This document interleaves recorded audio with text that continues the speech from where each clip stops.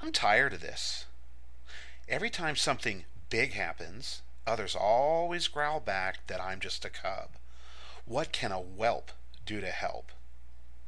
To begin with, by giving you grown-up nincompoops an earful of my brains.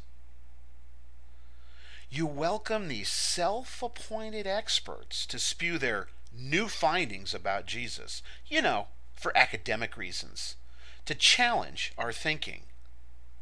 But the more they challenge our thinking, the more some of our folks change their thinking, falling away from the Lion of the tribe of Judah, the root of David.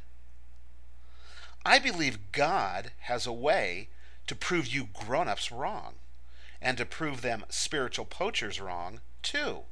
I just have to find it.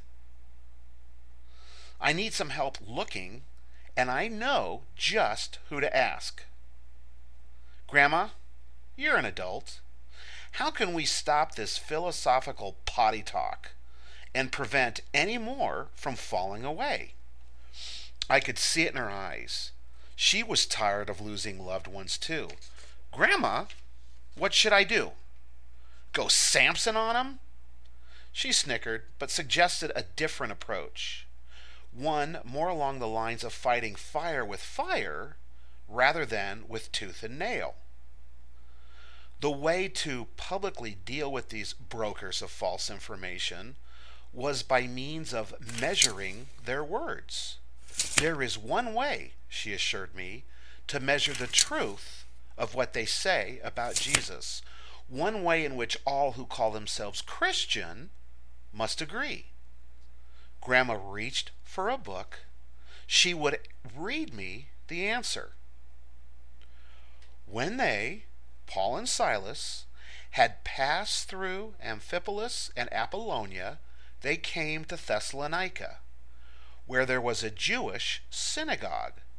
As his custom was, Paul went into the synagogue, and on 3 Sabbath days he reasoned with them from the Scriptures, explaining and proving that the Christ had to suffer and rise from the dead.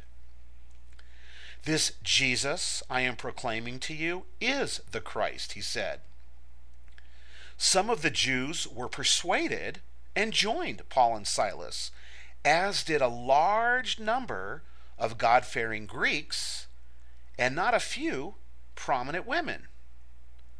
So, I thought to myself, Paul reasoned with them from the Scriptures, explaining and proving. They were persuaded this way. I get it, Grandma. We measure truth about Jesus according to the Scriptures. God's Word is the measure of truth. Nobody in town should have problem with this. Good, she said. Now get going. But Grandma, I'm just a cub. How can I possibly do this? No, Grandma. I'm not an ittle-whittle kitty pet. Yes, Grandma, you were a reading teacher, Grandma. Yes, Grandma, you taught me to read. You've pretty much taught everyone in the clan, for that matter. Okay, Grandma, I won't embarrass you. I'll read the next part for my own self. As soon as it was night, the brothers sent Paul and Silas away to Berea. On arriving there, they went to the Jewish synagogue.